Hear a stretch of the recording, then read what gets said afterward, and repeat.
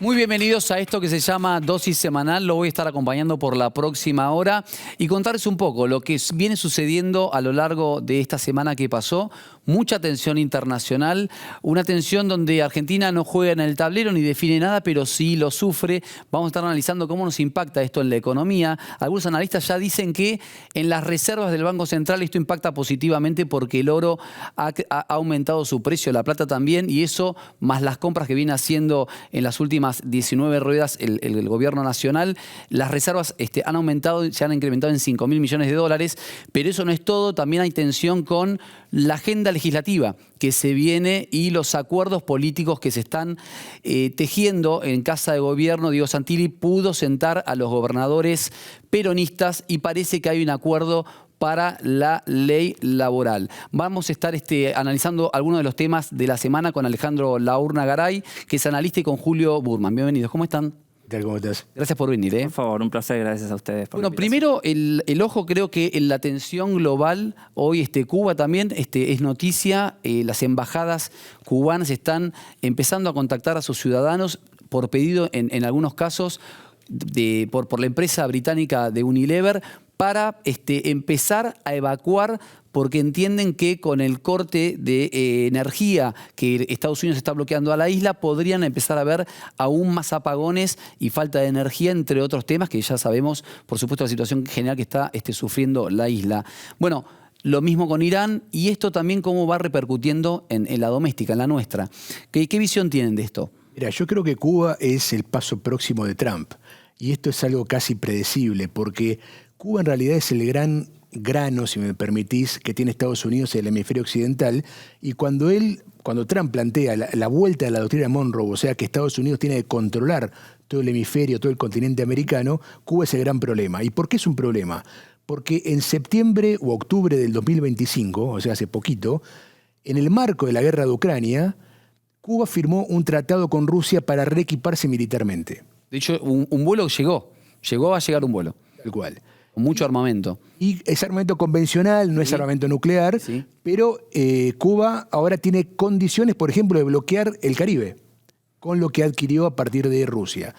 Por lo tanto, dado que Trump le hizo un favor a Putin en Ucrania, y Trump permite que Putin sea el garante o el regulador de la seguridad en el espacio euroasiático, ahora corresponde lo mismo para Trump. Y el problema, Venezuela en el fondo era el preludio a Cuba. Cuba es el gran tema, lo viene siendo desde hace... O sea, vos estás viendo, también aprovechando la movilización de toda la flota que hizo para Venezuela y para el mar del Caribe, hoy está a un paso de poder hacer lo mismo que ejecutó en Venezuela, lo tiene con facilidad. Sí, yo creo que Cuba es el plan real. Porque Cuba es una amenaza verdadera para Estados Unidos. ¿Es una amenaza o es más simbólico? ¿O es una amenaza verdadera? No, está el elemento simbólico sin duda. Para está Marco Rubio, justamente un hijo de cubanos en la Cancillería virtualmente de Estados Unidos. Pero además es real, porque una Cuba armada a 100 kilómetros de Estados Unidos realmente le puede crear problemas de seguridad a Estados Unidos. Y en la doctrina actual, lo de Cuba no es admisible, salvo que Cuba se rinda y se convierta en algo todavía, te diría, más pro-norteamericano que Delcy Rodríguez y su hermano. Si Cuba hace ese paso, se convierte en una suerte de satélite de Estados Unidos, rápidamente se desarma. Si Cuba sigue siendo un país potencialmente hostil a Estados Unidos lo va a sacar al gobierno de Cuba. Alejandro, la situación de Cuba, uno ve imágenes que me remontan a los 80 de Cuba, donde no hay prácticamente nada, está arrasado, ves una tierra donde no hay comida, donde no hay energía, donde las calles son montañas de basura. El país hoy puede todavía, sin el apoyo, porque no puede llegar las ayudas, sin el apoyo de China, sin el apoyo de Rusia, posicionarse en frente de Estados Unidos. No, Cuba, por supuesto, el valor simbólico, el valor ideológico, el valor político y geopolítico que ha tenido tanto para los Estados Unidos como para los contrincantes de Washington, ha sido clave, y va a seguir siendo. La situación, el pueblo cubano y el régimen cubano han soportado décadas de sanciones. A ver, que hubo problemas de gestión, los hubo, pero cuando se dice que las sanciones no han afectado a Cuba, bueno, eso es una falsedad. Por supuesto que las sanciones financieras, tecnológicas, recursos naturales, políticas, diplomáticas, etcétera, etcétera, las últimas décadas, por supuesto que han limitado completamente cualquier tipo de desarrollo cubano. ¿No? Y lo ha usado Estados Unidos para demostrar, bueno, ¿vieron que el comunismo no sirve? ¿Vieron que el comunismo trae esto? Bueno, pero hoy los Estados Unidos identifican a un país comunista como un par, ¿no? En la nueva estrategia de seguridad nacional de Estados Unidos, Trump dice, bueno, China es un par, ¿no? Y vamos a equilibrar el poder con Rusia, pero el hemisferio occidental es mío. Directamente, y está publicado en la estrategia, por las buenas o por las malas, vamos a premiar a los que se alineen con nosotros y vamos a castigar por las medidas que creamos convenientes a los que se opongan. Ahora, Argentina desde los 90 que no tiene un alineamiento tan firme, tan claro, ¿no? Con los Estados Unidos. Ahora, esto, Argentina, ¿dónde queda parado y cómo nos puede perjudicar o ayudar toda esta situación? Sí, lo de ahora es más que los 90, porque es mucho más explícito y además tiene un condimento adicional, y es que los presidentes son aliados políticamente. O sea, es como si Milei fuera un trampista. O sea, no era Menem un clintonista, o sea, Milei es un trampista. Ahora, yo creo que Milei hizo esta movida pionera porque él se jugó por esto antes de las elecciones en Estados Unidos y hoy es visto justamente como el primus inter pares de este conjunto de presidentes pro Estados Unidos que hay en América Latina. Primero era Milei solo, estaba solo en la región, ahora se han sumado el presidente de Paraguay, de Bolivia, de Chile, de Ecuador, que ya estaba también, Honduras, obviamente Bukele. Por lo tanto, hoy hay un club de países que son amigos de Estados Unidos y que van a tener mejor trato que el resto de los países, sin ninguna duda, por parte de Estados Unidos. O sea que podemos decir, en principio nos beneficia esto. Ahora, en el corto plazo, Estados Unidos amenazó con poner aranceles a todo país que ayude a Venezuela con petróleo o de cualquier manera. Digo, todas estas medidas que también generan una volatilidad enorme, ¿no? En los mercados, que son verde, rojo, en función a los tweets o a las declaraciones del presidente o al accionar. A la economía doméstica nuestra, insisto en este punto, ¿nos puede jugar a favor? ¿Hay algo de todo eso que nos pueda llegar a servir o no? ¿O es un conflicto que también nos pega a nosotros? No, a ver, la Argentina es un poco... las grandes potencias actúan en base a su interés nacional y a su estrategia nacional. Los países medianos y pequeños hacen lo que pueden con lo que tienen y sufren las consecuencias de esas grandes disputas. A ver, el comportamiento de los actores pequeños, en este caso, en términos de valor político, no internacional, como Argentina y otros países de la región, bueno, está un poco supeditado a la nueva estrategia de Trump y a la acción de política exterior con mayor agresividad que tiene, porque Estados Unidos ha venido perdiendo posiciones en el mundo, se está reacomodando, ya no es la gran superpotencia, y esto lo asume Trump y lo asume la nueva estrategia, dice, somos un mundo de grandes potencias, ¿no? China es un par, equilibramos con Rusia, no somos, pero necesitamos tener dominio sobre el hemisferio occidental, y vamos a presionar para que se alineen de la mejor manera posible, y esto es lo que hace Argentina y otros países, y ellos manejan su política económica, el precio del petróleo, las acciones y distintos elementos dependen de las decisiones políticas y de las decisiones de geopolítica.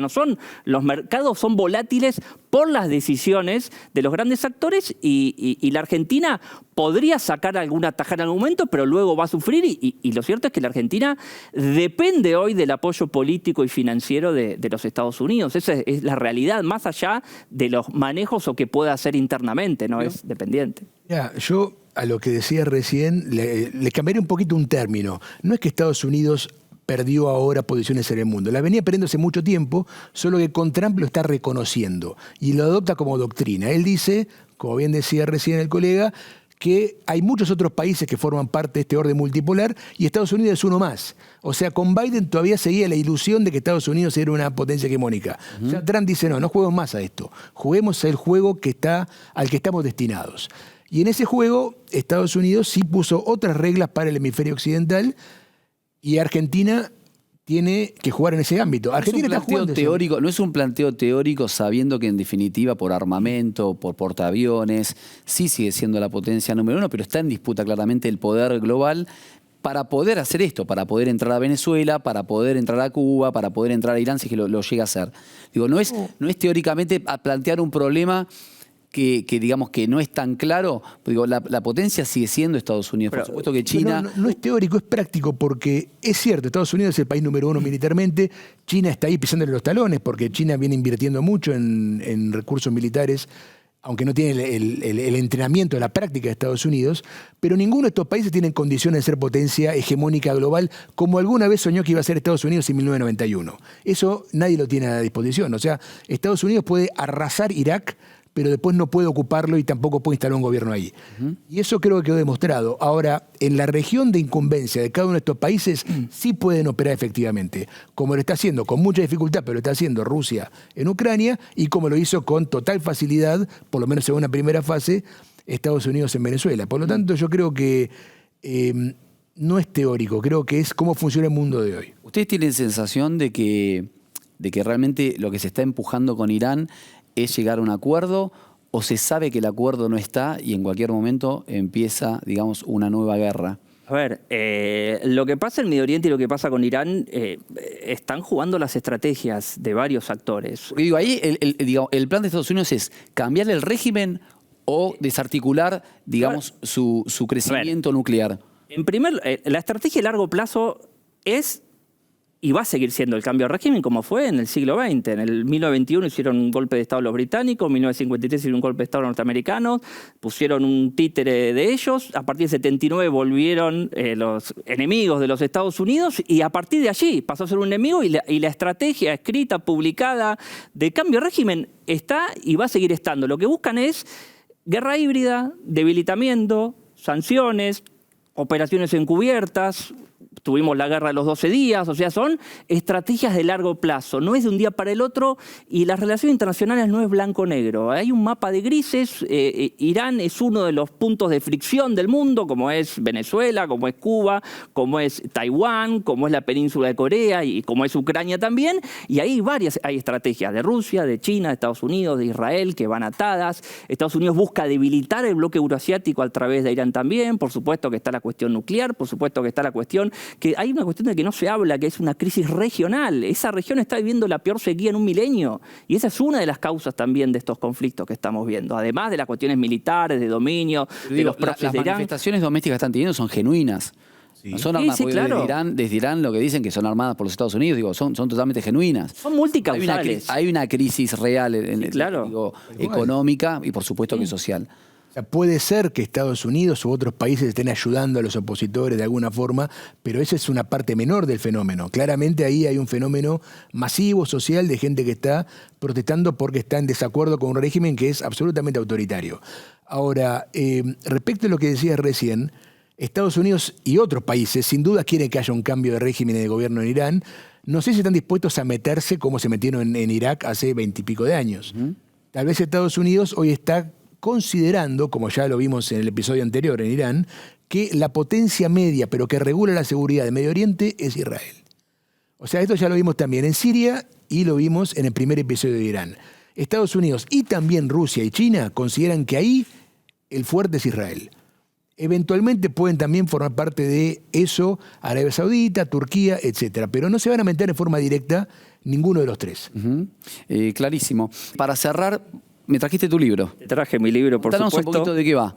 Bueno, estamos viviendo una nueva carrera espacial y el escenario del espacio exterior Muéstralo, así se puede ver.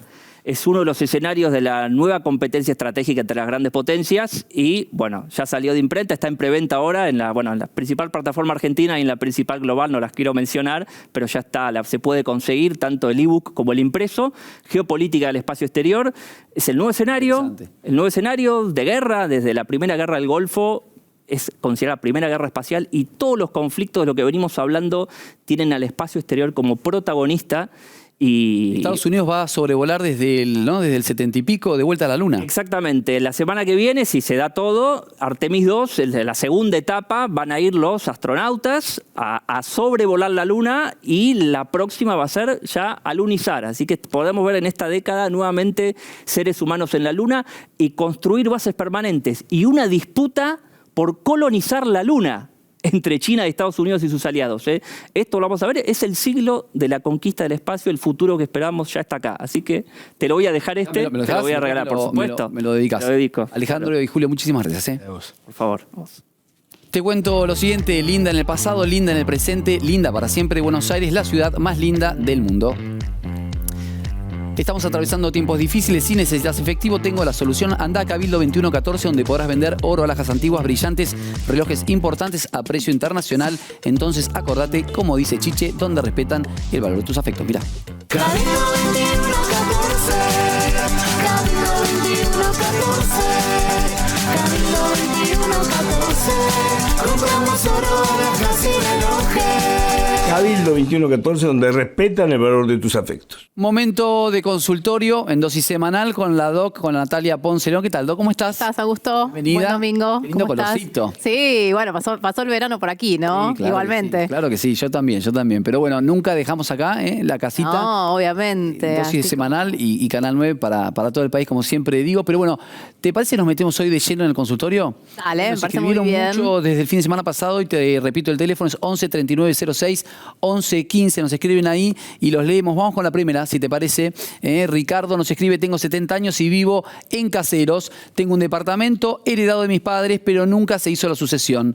Ahora quiero dejar todo ordenado para mis hijos y no sé por dónde arrancar. Bueno, muy bien, Ricardo, dejar ordenado es muy importante y arrancar por hacer la sucesión sería lo indicado en este caso. Sabemos que partida de función, certificado de matrimonio, certificado de matrimonio de los padres y de nacimiento de los hijos también. Y ahí vamos a arrancar la sucesión para que haya declaratoria de herederos. Una vez que la hay, puede optar por varias cosas: o vender el inmueble, o inscribirlo a nombre de los hijos, o inscribirlo a nombre de él, o hacer una partición si hay otros herederos.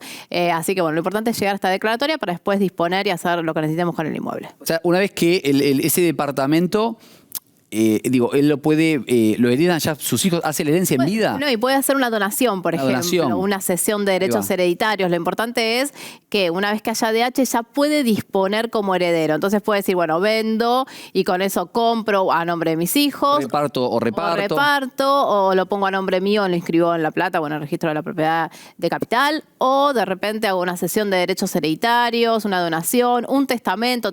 Hay también ahora formas de mejorar la herencia de alguno de los hijos, así que bueno, puede ahí pensar varias pero es el cosas. paso inicial como para poder tomar la decisión que quiera. Lo importante es hacer la apertura de la sucesión, porque también ahí nos encontramos en el primer paso con inconvenientes o no. Ahí descubrís si te faltó la partida, si de repente tenías el certificado de matrimonio y no estaba anotada la nota marginal de un divorcio, por ejemplo, para ver quién hereda o no. Así que lo importante es arrancar. Clarísimo, vamos con la otra. A ver, Olivia. ¿Qué tal, Olivia? ¿Cómo estás? Viví y trabajé muchos años en el exterior. ¿Puedo tramitar la jubilación en Argentina? Bueno, Olivia, fueron cambiando algunas cosas. Podrías, acá lo importante es ver cuánto tiempo estuviste en Argentina y cuánto no. ¿Por qué? Porque antes en realidad la moratoria la podías comprar estando aún en Israel, en donde se te ocurriera, podías comprar la moratoria. Hoy no es tan así, tenés que estar en Argentina para poder utilizarla. Y si viviste en el exterior, en esos periodos no podés comprar moratoria. Así que lo que hay que hacer es convenios internacionales, traer los aportes de otro país a Argentina, acumular también en esos los que trabajaste acá y ver si llegás a los 30 años que te piden nuestro país, y si no, pagará cada caja de cada país el pedacito de jubilación que mereces para poder. Puede ser varios países también, viste que ahora es todo más internacional. Totalmente. Ahí te repito el teléfono, es 11 39 06 15 11. Nos escriben su consulta y los leemos acá en vivo.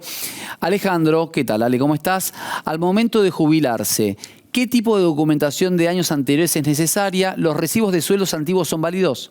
Bueno, sí, es válido todo, hay que buscar, viste que los que guardaron en el cajoncito todos los recibos amarillos viejitos son válidos. ¿Son válidos cuándo? Cuando no dice nada ANSES. Cuando entras a ANSES y dices, la verdad que en el registro de años de aporte que tenés no figura esa empresa donde trabajaste, o de repente trabajaste 10 años y figuran 5, bueno, ahí vas a ir a buscar esos papelitos para llevarlos y hacer un reconocimiento de servicio. Pero si figura todo en ANSES, no hace falta ya que los guarde. Te voy a decir algo del primero de que estábamos hablando de la sucesión. Sí. ¿Sabes qué también puede hacer una vez que llega DH? Puede vender el inmueble y usarlo, porque siempre hablamos de la herencia, de esto de si se lo va a dejar a los hijos o qué va a Es hacer. verdad, vivirla. También también te lo Es puede verdad. gastar toda. Es verdad. Exactamente. Es verdad. Había un actor, ¿no?, que decía que la herencia era un mal cálculo. Claro, Era un mal cálculo. exacto. Hay que gastar todo y que después los hijos puedan hacer su propio futuro.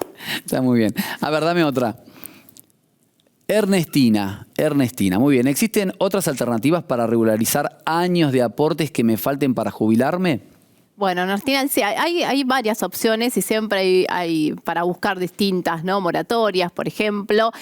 Y distintas cosas, porque cada caso es un mundo, por eso hay que hacer la consulta. Vos decís, bueno, mi amigo fue y compró por una ley de regularización de las últimas, que es la 27, por ahí es cara y podés usar la 24.476, que es una ley más antigua, pero es mucho más económica.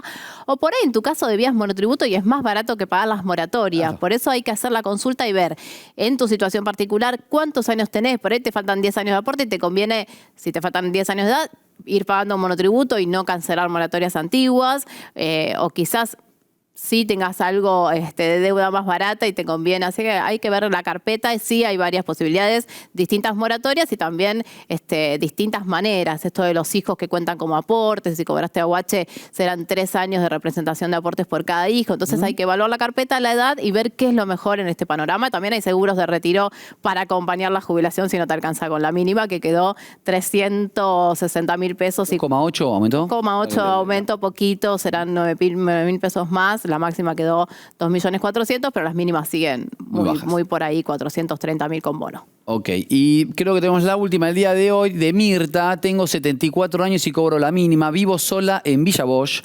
Mi esposo falleció hace muchos años y nunca pedí la pensión porque pensé que no correspondía. ¿Todavía puedo reclamarla? Mirta, se le complicó a Mirta. ¿Se complicó? Se le complicó, ¿sabes por qué? Porque en la reforma que hay quieren sacar las pensiones. Así que Mirta, o salís corriendo ahora en ANSES a tramitar la pensión. Hoy lo puede hacer, pero ya. Claro, exacto, ya. Porque la reforma que se viene es sacar las pensiones por viudez, sacar los regímenes especiales. Así que Mirta, mira, capaz que hace 5 años que podrías haber estado cobrando, no te lo pagan, te pagan solo un año para atrás. Si nos apuramos, la podés No es cobrar. retroactivo en el 100%. No es retroactivo al 100%. No, ya, mandarle el mensaje y escribirle al 11 39 06, voy de vuelta, 11 39 06 15 11. O a tu Instagram también, ¿no? Andrea Ponce de León 1, como siempre. Nati. Gracias. Nos vemos, ¿eh? Buena semana. Domingo, igualmente. Y te cuento un consejito, tenés que ir a visitar FC Hogar y Deco a 20 minutos de Capital Federal. Te esperan más de 10.000 metros cuadrados con las más amplias ofertas de mesas, sillas, sillones, sofás, muebles de exterior, electrodomésticos, decoración, bazar y mucho más. Mirá.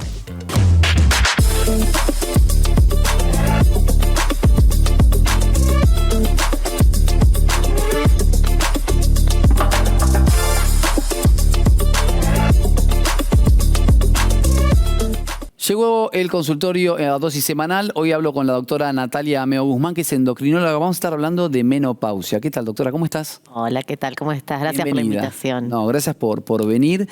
Bueno, mucho para hablar de esto que tanto no se habla, ¿no? Mucho menos en televisión. Totalmente. De hecho, la mayoría de la información que obtienen las mujeres hoy en día no es en el consultorio médico. Es por alguna amiga, alguna vecina, por la madre, pero no es en el consultorio médico y eso es una realidad que tendría que cambiar en los años venideros. Generalmente las mujeres se informan cuando les empieza a suceder o lo empiezan a evaluar en su preocupación a los 40, a los 30 y pico. Generalmente lo que empieza a ocurrir son ciertos cambios que empiezan a notar en el cuerpo y ahí es donde consultan con la amiga o la vecina, como te decía.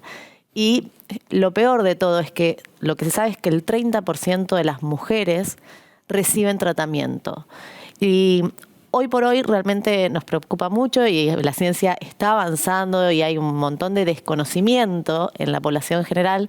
Y esto tiene que ver también con que la mujer es mucho más productiva ahora. Y empezó a importarle también a la comunidad científica. Lamentablemente esto es así. Y las mujeres lo que empiezan a sentir son ciertos cambios que tienen que ver con que nosotros a partir de los 35 años empezamos con algo que se llama climaterio.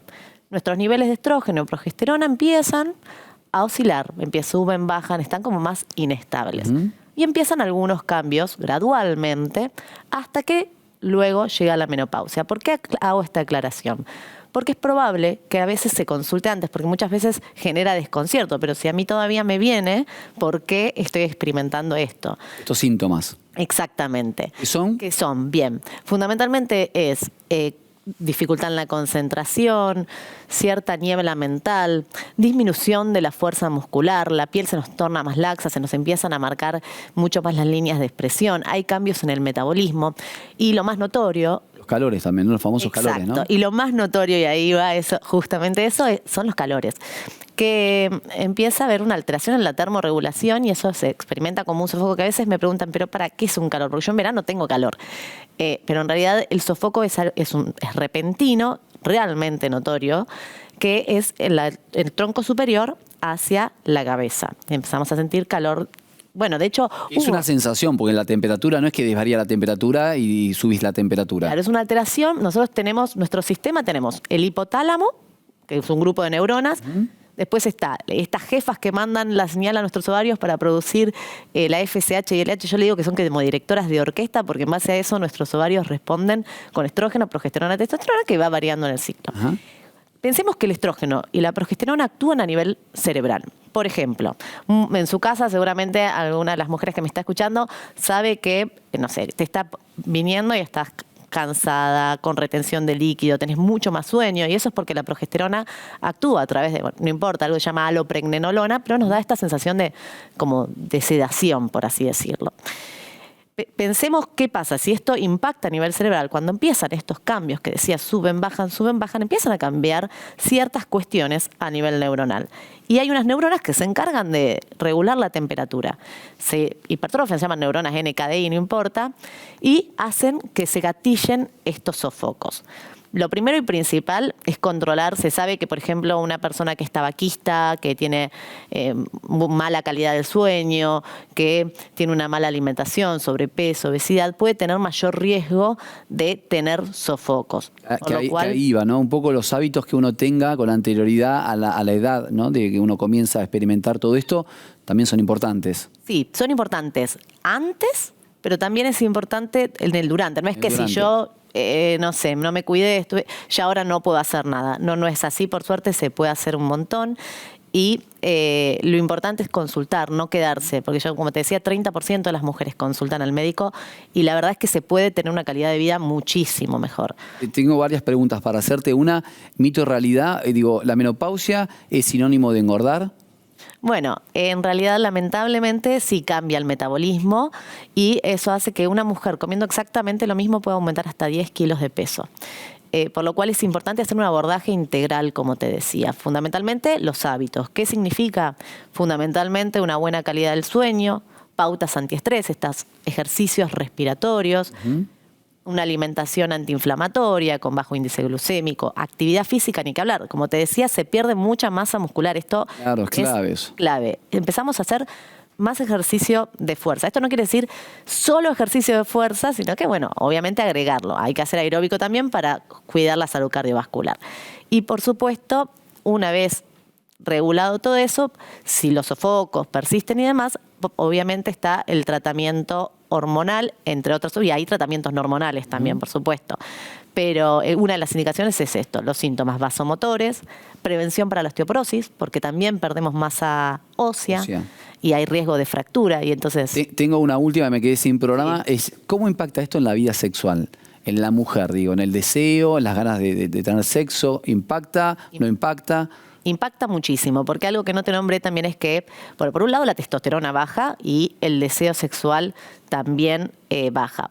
Por otro lado, a veces está lo que se llama síndrome genitourinario, que ahí entramos en conjunto con la ginecóloga, donde empezamos a notar sequedad. Entonces eso hace que muchas veces no querramos tener relaciones sexuales por dolor o que tengamos alguna incomodidad porque tenemos incontinencia. Entonces todo esto se puede prevenir también con óvulos vaginales, con estrógenos, y también hay otras, como por ejemplo geles con ácido hialurónico, que es importante educarse antes como para poder tener una sexualidad plena, porque no es que... Lo bueno que digamos que a toda esta problemática hoy la ciencia la ha podido encontrar un montón de soluciones para llevarla mejor y por ahí para que todos esos síntomas no sean tan severos y tan tajantes, ¿no? Porque por ahí es de un año hacia otro, ¿no? Sí. Por ahí un año no estás en proceso de menopausia y al año siguiente comenzás y arrancás con todo esto que estás contando. Sí, y ojo que los síntomas pueden arrancar antes, pero sí. Y algo que me gustaría aclarar antes de cerrar es que no tengan miedo porque había un estudio que hace mucho fue el estudio WI, el estudio Hertz, que generó mucho pánico en la población asociando a lo que es el tratamiento hormonal con riesgo cardiovascular. Lo cierto es que si uno lo agarra a tiempo, sobre todo en los primeros 5 a 10 años, si no tiene enfermedad tromboembólica, si no hay un ACV, no tuviste antecedentes de infartos, no hay antecedentes propios de cáncer de mama, o sea, cáncer hormonos dependiente, la terapia hormonal te puede mejorar muchísimo la calidad de vida. No, se puede hablar, consulten, que eso es lo más importante y no quedarse en el Eso te miedo. quería preguntar. ¿A dónde te pueden consultar? ¿Cómo te pueden seguir? Contanos un poquito, así la gente se contacta con vos. Perfecto, sí, pueden venir a mi consultorio particular. En las redes soy endocrinología.salud. Sí. Y me pueden encontrar ahí en mi consultorio particular o escribirme en redes también si quieren evacuar las dudas, porque a veces por ahí no quieren ir a una consulta. Yo les ofrezco todas las opciones posibles que hay. Gracias, doctora. No, por favor, gracias a ustedes.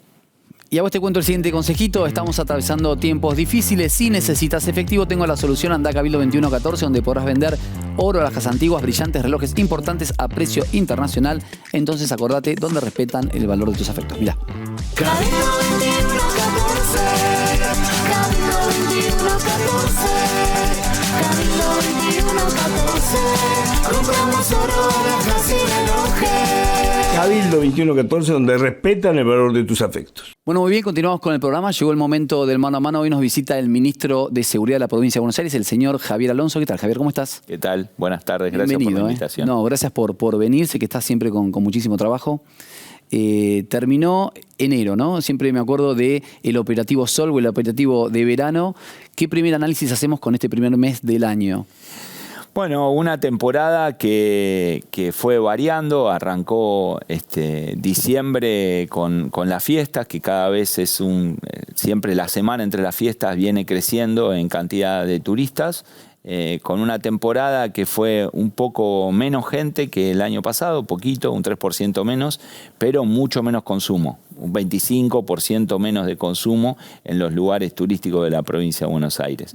La verdad que hay mucha gente que se moviliza a la costa, más o menos el viaje promedio es de unos 4 días, 3-4 días, sobre todo. Igualmente viene siendo, ¿no? En los últimos Sí, años, ¿no? La gente sí. empezó a veranear menos días, por ahí corte, después vuelve un fin de semana, ¿no? Sí, son el general, el promedio de la gente. Seguramente habrá gente que se va 15 días, Seguro. pero la mayor cantidad de gente se va de un viernes a un lunes o de un sábado a un martes. Eso está creciendo y hacen la misma vida que hacen acá, digamos. Pocas salidas gastronómicas, por ahí antes se salía a cenar, ahora se sale a tomar un helado, a tomar un café, una cerveza, y eso se nota mucho en el consumo, porque cayó el consumo en la costa de manera considerable. Después, por suerte muy bien, los jóvenes siendo protagonistas del verano, con mucha nocturnidad, que salió todo muy bien hasta ahora, estamos conformes con eso, empezó el fútbol también. Temprano, empezó este Sí, año. empezó Muy temprano. Y bueno, hay mundial este año, Claro. Eso implica muchos traslados de hinchadas, implica el fútbol cerca también de los lugares turísticos, y después, bueno, arrancamos el año con la novedad de que tuvimos el año pasado uno de los años con menos homicidios. Tuvimos 751 homicidios. Ahora me voy a meter ahí porque tengo una placa muy interesante que inclusive muestra, obviamente que siempre cuando uno habla de homicidios, hablar de estadísticas, a algunos le incomoda, pero son datos que está bueno saber dónde estamos parados, si estamos mejor, peor. Y ahora me meto ahí, quería repreguntarte sobre lo que es la costa y sobre lo que es la frontera. Mucha gente que nos miran en toda la Argentina, ¿viste? Le decís la frontera y no tienen por qué saber bien de qué estamos hablando. Siempre es un punto de conflicto, ¿no? De jurisdicciones, de quién es la responsabilidad, quién controla, quién no controla. Sí. ¿Cuál es la problemática real del lugar? Mira, la frontera es una zona de dunas muy pronunciadas, es una zona de arena, casi sin arboleda, y es una zona característica de Pinamar, fundamentalmente. Pinamar es un lugar que se distingue, en Pinamar, ahora Costa Esmeralda, que está pegadito del otro Pinamar lado. Norte, ¿no? Pinamar Norte, Cariló, por la concentración de cuatriciclos, de UTV. Debe ser uno de los lugares del mundo donde más se utilizan este tipo de vehículos. Es un vehículo que no puede circular por las calles. Entonces es un vehículo en general categorizado como de uso agropecuario y está pensado para andar en la arena y para su uso en el trabajo fundamentalmente. También se usa en este caso para cuestiones deportivas. Nosotros lo utilizamos para combatir los incendios forestales, por ejemplo, porque vos podés entrar con doble tracción en lugares restringidos.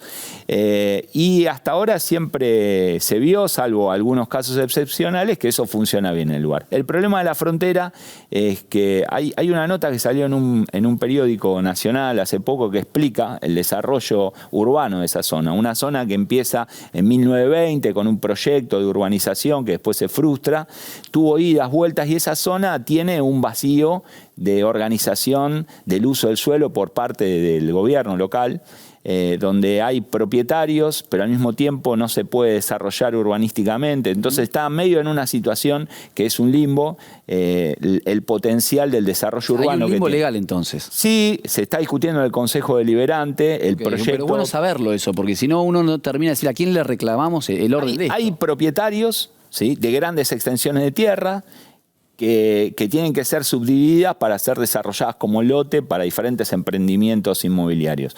Bueno, eso se desarrolló en un tiempo, te estamos hablando incluso del año 20, del año 1920, del año 1930, tuvo diferentes dueños, hubo gente que hasta compró lotes, pero después no se cumplió la parte de la urbanización, de los servicios, entonces eso se fue truncando y no se pudo desarrollar.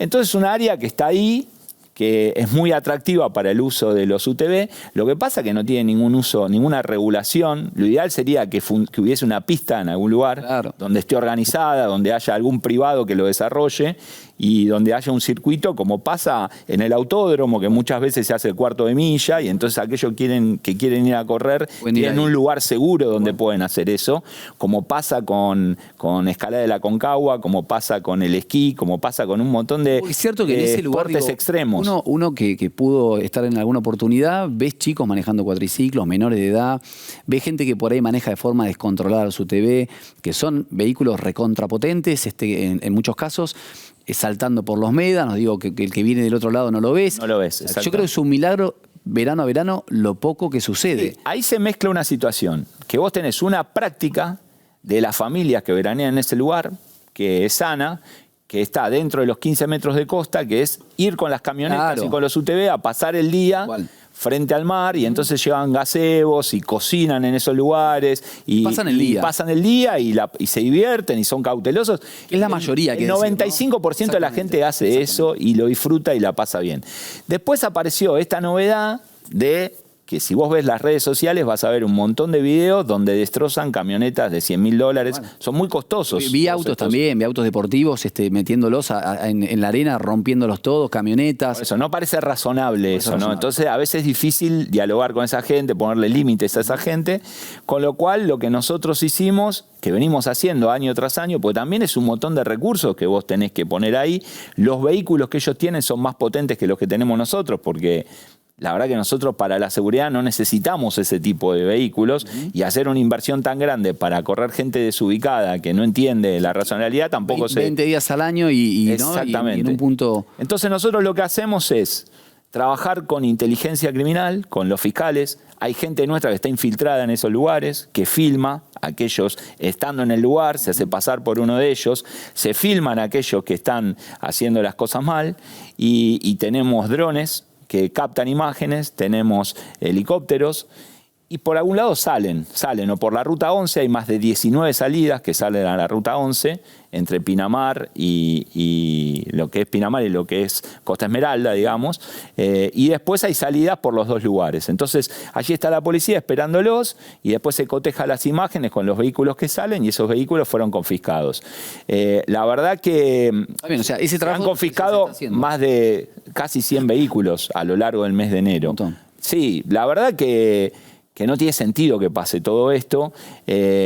Costa Esmeralda tiene un registro de vehículos off-road que es como una patente, digamos, no porque paguen patente o no, sino porque están registrados. Hay un número, ese número tiene un domicilio, tiene un propietario. Nosotros hemos hecho por lo menos 6 allanamientos en Costa Esmeralda para ir a retirar vehículos de las casas donde... O sea que la provincia de Buenos Aires también puede actuar. Estamos actuando, ya te digo, nosotros fuimos los que confiscamos los vehículos, trabajando con el fiscal, sobre todo porque estás poniendo en riesgo, una conducta está poniendo en riesgo a otros o a menores. ¿Sí? Me quiero meter en un tema muy sensible que habías empezado a hablar. ¿Me das la placa con la información de la estadística de homicidios en la provincia de Buenos Aires en el 2025? Que, para que sepamos, ¿no? 4,3 es la tasa de homicidios dolosos cada 100.000 habitantes, que es la forma de medirse a nivel mundial, ¿sí? Y 751 víctimas de homicidio fueron lo que sucedió en el 2025, ¿sí? Que claro, uno dice 750 personas y nada, se entristece, se le pone la piel de gallina. Son 751 familias que perdieron un ser cercano, querido, que tiene hermanos, que tiene esposa, que tiene hijos. Ahora, el análisis frío, digamos, en el caso del ministro, que lo que tiene que hacer es trabajar para que cada vez haya menos homicidios, ¿se está dando o estamos en una suba de homicidios año a año? Mira, siempre es muy difícil hablar de estos temas, pero es la única forma en la que nosotros, en el mundo, se mide el impacto de una política pública de seguridad.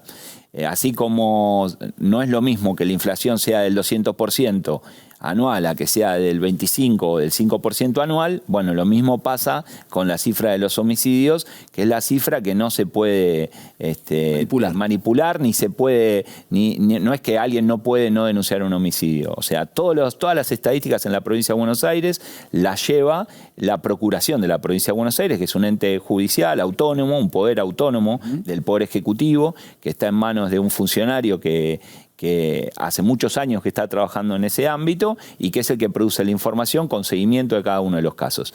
Hace 20 años en la provincia de Buenos Aires teníamos casi 2.700 homicidios por año. 2.700 homicidios por año. 10 años después tuvimos 1.700 homicidios. El último año de la gestión de la gobernadora Vidal fueron 905, que había sido la cifra más baja. Nosotros logramos 740 homicidios en el año 2022 y este año que pasó logramos 751 homicidios. Esto es una tasa, como decíamos ahí, de 4,3 homicidios cada 100.000 habitantes, que es la forma en que se puede comparar. Históricamente, Uruguay, Argentina y Chile tuvieron las tasas más bajas. Hoy Uruguay tiene 3 veces la cantidad de homicidios que tiene la provincia de Buenos Aires. ¿Uruguay? Sí. Con 3 millones de habitantes. Sí. Por eso, cuando vos comparás la tasa, ellos tienen una tasa de 11,9 homicidios cada 100.000 habitantes. Nosotros tenemos 4,3. Chile llegó a tener casi 9, hoy estaba en 7. Este año, el último año creo que estuvo en 7, 6 cada 100.000 habitantes. Entonces, la nación argentina y la provincia de Buenos Aires es hoy el país con las tasas más bajas de América Latina. Una América Latina que está creciendo en delito, que está creciendo en violencia, y nosotros estamos bajando los homicidios.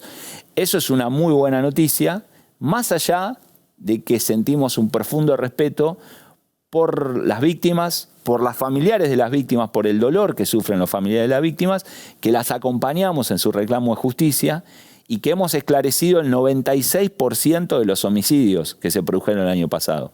O sea, alguien que mata en la provincia de Buenos Aires tiene 4% de posibilidad de quedar impune. Lo más probable es que caiga preso, que es lo que termina pasando. Ahí me quería meter, digo, vos hoy sentís que si hay algo que falla es la ley, es la justicia, no la ley, es la justicia, o son los poderes, ¿no? El poder ejecutivo provincial, nacional, de las provincias. Yo creo que... ¿Dónde hay fallas hoy? Yo creo que para haber bajado, hace 20 años teníamos 2.700 y tenemos 751. Hace 6 años teníamos 905 y hoy tenemos 751. Por supuesto que queda mucho por hacer, pero se ha mejorado la situación. Es el camino, ¿entendés? Es el camino de que nosotros, ¿cómo logramos esto? Trabajando de la misma manera con los 135 intendentes.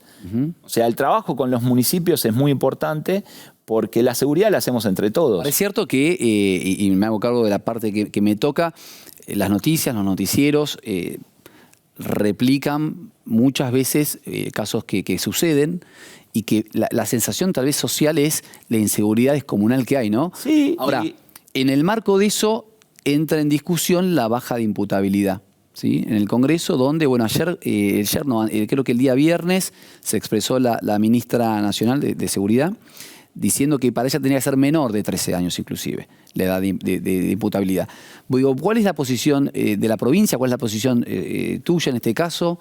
Bueno, yo publiqué una larga nota de opinión. La leí, pero me gustaría el día jueves en Infobae para que todos la lean. Mirá, la sensación, la percepción de la sociedad es sagrada y es muy importante. Porque si hay algo que nos distingue del resto de los países de América Latina es nuestra intolerancia a la violencia. Nosotros fuimos intolerantes con los crímenes salvajes de la dictadura y logramos enjuiciar a los responsables de lo que fue la desaparición de 30.000 personas, la desaparición de bebés. Y eso tuvo que ver con que hay una sociedad que no tolera eso. Y hay una sociedad que no tolera los homicidios, hay una sociedad que no se resigna a vivir con miedo, y hay una sociedad que está podrida de la droga. Esa sociedad es la que nos interpela a la política para que hagamos las cosas bien, la que nos exige cada vez más. Y esa sociedad que le exigió a la política logró que los delitos bajaran, que los homicidios bajaran. Por eso te digo que esto es un éxito de todos. La verdad que el tema de los menores, el gobierno está planteando un debate que a mí me parece que tiene más un objetivo político que un objetivo de resolver un problema. Es un gobierno que está tratando de alimentar la grieta. ¿Sí? Este debate me parece que tiene más que ver con alimentar la grieta que con resolver un problema. ¿Por qué te digo esto? Porque la verdad que la edad por sí misma, el debate de la edad por sí misma no va a resolver ningún problema. Nosotros ya lo hemos demostrado eso. Nosotros bajamos 20% la cantidad de menores de 16 años que estuvieron involucrados en homicidios. ¿Sí? Veníamos teniendo 25 menores responsables de homicidios y el último año tuvimos 19. Fueron 6 menores nada más, seguimos teniendo 19. Estamos hablando de eso, ¿sí? 19 menores. Entonces vos te pones a hablar la edad. Bueno, cuando nosotros llegamos en el 19 no había un dato de nada. Se hablaba de la minoridad y no había estadísticas, no había nada generado. No se podía, ni siquiera se podían hacer estadísticas del tema. Yo lo que te puedo decir es que el año pasado hubo 40 menores de 12 años, 40 menores de 12 años que hoy están encerrados en institutos de menores en la provincia de Buenos Aires, que fueron, 12 años. Sí, que fueron aprendidos por cometer delitos con arma de fuego. ¿Pero los jueces con 12 años no le dan en el domicilio con los padres? No, eso es un mito. Por eso te digo, ahí hay mucha desinformación. ¿Qué es lo que pasa? De 18 años vos sos tratado como un adulto. De 16 a 18 años vos sos tratado con el régimen penal juvenil de la provincia de Buenos Aires. Si vos tenés menos de 16 años en la provincia de Buenos Aires con la ley de responsabilidad penal juvenil, un juez de menores te puede aplicar una medida de seguridad que se llama. Esa medida de seguridad implica estar internado en un instituto de menores, ¿sí? O tener un tratamiento en un instituto abierto, o ser parte de un programa sociocomunitario, o en muchos casos separar al menor de su familia, que es lo que necesitamos muchas veces, porque muchas veces la familia es la que hace mal. Entonces, yo te diría, ¿qué tiene que hacer el gobierno? Que cada provincia tenga una ley como tiene la provincia de Buenos Aires, donde si un menor comete un delito grave, es encerrado en un instituto de menores. Porque si nosotros se aprueba el proyecto que dice que son 13 años la edad mínima, si vos me decís a mí, la normativa, la legislación comparada al mundo, podés tener desde 12 años hasta 16 años, hay una variedad de edades que funciona de una manera, funciona de la otra. Es lo de menos eso. El punto, ¿qué necesitas? Primero, vos necesitas que cualquier menor, nosotros lo que necesitamos es que cuando un menor llega a la comisaría tenga una sanción efectiva. Porque si no, no pasa nada. Si no, fortaleces la pero impunidad. pareciera eso, porque uno, te insisto... Bueno, observa, por eso, pero el camino es ese, no bajar la edad. ¿Entendés? Tenemos que tener claro cuál es el objetivo. Hay un menor que nosotros lo detenemos, va a la comisaría. Yo lo que necesito es que ese menor sienta que está mal lo que hizo. ¿Entendés? Para eso vos necesitás evaluar al menor, evaluar a la familia del menor y que un juez de menores le aplique una sanción. En ese contexto vos tenés la ley penal juvenil, te permite un abanico de situaciones. Nosotros estamos trabajando en un régimen de justicia restaurativa también en ese sentido. ¿Sí? Ahora, ¿cuál es la situación? Nosotros tenemos 5.200.000 pibes que van todos los días a la escuela. La escuela les ordena la vida, les organiza un proyecto. Entre 4 y 5.000 menores nosotros los aprendemos con la policía y los llevamos a la comisaría. Una vez que yo lo aprendo a ese menor, lo mismo pasa en todas partes del país. En toda la Argentina pasa lo mismo. Hay un menor que comete un delito grave, va a la comisaría y lo ve un juez de menores. El Estado ya tiene el nombre del menor, sabe la edad, conoce a la familia, tiene que interesarse por la situación de ese pibe, por la situación de esa familia. Después, si decide dejarlo solo y suelto, el que se está equivocando es el Estado. Para eso, ¿qué necesitamos? Jueces y fiscales de menores que tomen medidas, el servicio local del municipio, porque la realidad es que estos 4.000 pibes, ¿qué te puedo contar yo? No conocen el nombre del padre, porque muchas veces no tienen padre. La problemática, por supuesto. No, pero pará. Pibes que fueron abusados sexualmente. No, pero eso son todos pibes rotos. No, pero discúlpame, déjame que termine. Tenés toda una situación de pibes solos, rotos subjetivamente, adictos, ¿sí? Con una familia que no existe. Entonces, Totalmente fuera el del Estado sistema. tiene que intervenir cuando el pibe hace la primera macana, rompió un vidrio, se agarró a trompadas. El Estado se entera que ese pibe no tiene familia. Tenemos que meterlo en un programa. Necesitamos que un juez de menores lo separe de la No es familia. utopía pensando en el territorio Son provincial. 4.000 pibes. Vos te pones a hablar eso, un municipio puede tener 80 menores en esa situación. Vos me decís que un municipio de la provincia de Buenos Aires no se puede meter en la vida de 80 menores. ¿Entendés? O sea, cuando hay Pero hay que, digamos, 750.000 personas, un municipio grande de la provincia de Buenos Aires tiene 750.000 habitantes.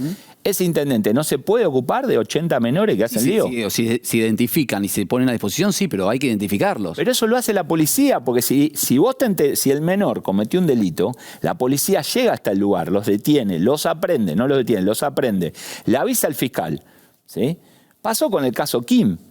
La policía lo había detenido y el fiscal decidió devolvérselo a los padres. El padre dijo, yo no puedo hacer nada con este pido, necesito ayuda. El fiscal decidió dejarlo libre, un mes después mató a Kim. Javier, Entonces, ¿qué tenemos que hacer? Si vos me decís por dónde pasa esto, necesitamos que el Estado Nacional invierta en recursos. Acá, cambiando la edad, no va a pasar nada. Necesitamos que haya más jueces de menores, que haya más fiscales, que cada municipio tenga un equipo de profesionales y que cuando nosotros nos enteramos que un menor está delinquiendo, intervengamos para evitar que ese menor que está empezando a delinquir no se transforme en un asesino. Regálame 2 minutos que tengo que ir al corte y volvemos. Dale. Tanda.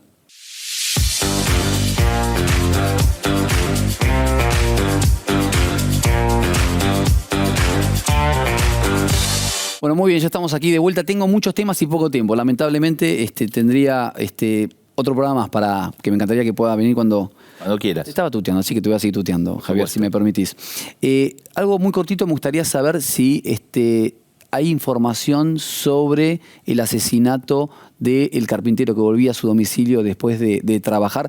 ¿Hay información de los presuntos asesinos? Digo, ¿se sabe algo más? Mirá, estamos trabajando en esa situación, se está investigando, está toda la DDI trabajando en el tema, se están buscando cámaras de domicilios particulares, hay algunos testigos del hecho que explicaron cómo fueron las cosas y yo creo que será cuestión de horas en que demos con los responsables de este homicidio. Dios quiera. Algo cortito, volvía de la costa la semana pasada y la verdad que volvía solo y estaba en la vuelta para ir a Dolores de la 11. Había 2 efectivas y le paré para llevarlas hasta Dolores. Muchas gracias. Las llevé y charlamos un poco y le digo, el fin de semana voy a estar con el ministro. Si lo tendrían enfrente, ¿qué le preguntarían? ¿No? Y bueno, y me empezaron a decir varias cosas y bueno, tantas preguntas no les puedo hacer, pero díganme alguna. Bueno, la primera, para ser sinceros, me dijeron aumentos salariales. Digo, la verdad es que se sienten que cobran poco. ¿Hay una planificación de aumentos para este año? ¿Cómo está establecido eso? Nos encantaría. Mirá, la situación es que la provincia de Buenos Aires, los 4 años del gobierno anterior, logró recomponer en un 35% el poder adquisitivo de los policías. Perdón, no te dije algo importante. Del servicio penitenciario de Magdalena venían. Bueno, Perdón. está bien, más o menos Son parte de la fuerza. Sí, son otra fuerza, no son la policía y no dependen de mí, dependen del ministro de Justicia. Ese dato Las no lo cárceles tenía. dependen del ministro de Justicia. Ok. Yo te cuento de la policía, se recompuso un 35% el poder adquisitivo de los policías. Desde que llegó Milei se produjo una devaluación muy importante en diciembre, cuando Milei asumió. En general, todos los salarios de la administración pública perdieron un 20% aproximadamente, un 15%, pero en ese salto, pero después los aumentos fueron acompañando la inflación. El año pasado acompañamos la inflación de todo el año 2025 con los aumentos y pensamos hacer lo mismo este año. La verdad que hay un problema con los salarios. Si yo te pregunto a la gente que está trabajando en tu programa, yo digo, díganme una pregunta para hacerle al productor de este programa de televisión. ¿Qué le puedo preguntar? ¿Cómo aumentan los salarios? Me van a decir. Es una pregunta generalizada. claro. Los salarios están mal en todos lados. Pero hay la un verdad plan. que la provincia de Buenos Aires está 20% arriba en los salarios de la jerarquía más baja. Nuestros efectivos cobran 20% más que la Policía Federal y cobran casi un 30% más que la Gendarmería. El 70% de los asalariados está cobrando menos de $1 millón en la Argentina. Son sueldos de pobreza, son sueldos miserables. y tenemos que ver cómo hacemos para recuperarlo, pero para eso necesitamos que un presidente active la economía y dicte una política económica que ponga en el centro el poder adquisitivo de los trabajadores. Por lo único que se preocupa Milei es por endeudarnos, por generar una burbuja del sistema financiero que se enriquezca y cada vez los sueldos son más baratos.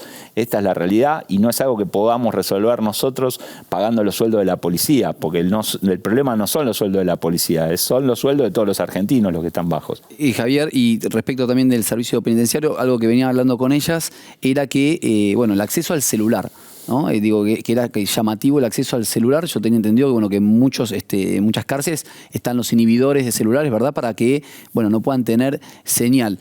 Eso como... Es un daño enorme el que hacemos. Nosotros allanamos, no dependen de mí las cárceles. Sí, lo sé, en términos de... Lo que sí te puedo contar es que nosotros allanamos muchas veces la cárcel y sacamos celulares. Te voy a dar un dato. El organizador del triple crimen, la persona que ideó el triple crimen, Papa, sí, claro, está detenido a disposición de la justicia federal. Lo fuimos a detener nosotros. ¿Sabés dónde estaba? En la alcaldía de Interpol, de la Policía Federal. Estaba preso desde antes del triple homicidio. Y una persona que estaba detenida en esa alcaldía nos explicó, nos contó cómo esta persona hablaba por teléfono y miraba la televisión mis reportajes, iba tomando nota de lo que yo decía y después daba directivas. Esto es algo muy complejo que tenemos que desterrar, que hay que ser más duro con esas medidas. La verdad que a mí me ayudó mucho la ministra Bullrich en los 2 años pasados poniendo el aislamiento a los líderes de las bandas narcos que operaban en el conurbano. Eso lo pudieron coordinar realmente. Eso se pudo coordinar, muy bien. Sí. Mirá, nosotros tenemos que coordinar con el gobierno nacional. Yo pienso, ideológicamente estamos en las antípodas. Yo no tengo nada que ver con este gobierno. Ahora, yo tengo la obligación de sentarme, de darle información de las bandas, ellos me dan información que tienen ellos, compartimos causas, vamos adelante y combatimos el narcotráfico. Yo lo que interpelo al gobierno nacional, ellos hablan despectivamente de nosotros diciendo que el conurbano es un baño de sangre. Aunque los homicidios bajan cada vez más, ellos dicen que yo digo más que un baño de sangre, estamos inundados de droga. Necesitamos que las fuerzas federales, que el gobierno nacional brinde la frontera, que es un colador, porque la droga en la provincia de Buenos Aires no se produce. No, nada. Entra a 2.000 kilómetros del norte, ¿no? Eso es bueno aclararlo, ni la marihuana se produce. Ni la marihuana ni la cocaína, todo llega del norte. Y es una responsabilidad del gobierno nacional evitar que entre la droga a la Argentina, establecer controles en las rutas, y la droga sigue entrando y nadie duda que los homicidios, el delito están relacionados con la droga. Entonces nosotros necesitamos que el gobierno nacional, que nos robó a nosotros 750.000 millones de pesos que financiaban la seguridad en el año 2024, nos lo sacó en el año 2025, nos sacó los recursos, también está desmantelando la fuerza de seguridad. Vos me preguntás por los salarios de la policía bonaerense. Bueno, preguntate por los salarios de las fuerzas federales, preguntate por la inversión, por la logística. No tienen helicópteros, no tienen aviones, no tienen patrulleros. Se están desmantelando la fuerza de seguridad. Y así es muy difícil combatir el narcotráfico. El gobierno tomó la decisión de poner migraciones en el Ministerio de Seguridad. Bueno, uno dice, se van a fortalecer las fronteras. ¿Qué hace el gobierno? Va a la feria de Villa Celina a buscar inmigrantes para deportarlos. A ver, anda a buscar. El triple crimen demostró cómo salieron de la Argentina 3 prófugos como si nada y los detuvo a la policía de Bolivia y los detuvo a la policía de Perú. Entonces tenemos un problema grave. Necesitamos que el presidente Milei, más allá de la buena voluntad del Ministerio de Seguridad de la Nación, que el Ministerio de Seguridad, el ministro de Economía y el presidente inviertan recursos en seguridad. A ver, quedamos sin tiempo. Bueno. Te agradezco muchísimo la entrevista y ojalá que podamos repetirla. Cuando quieras. Muchísimas gracias. Gracias a vos. A todos ustedes, como cada domingo, gracias por estar del otro lado. Los veo el próximo. Chau.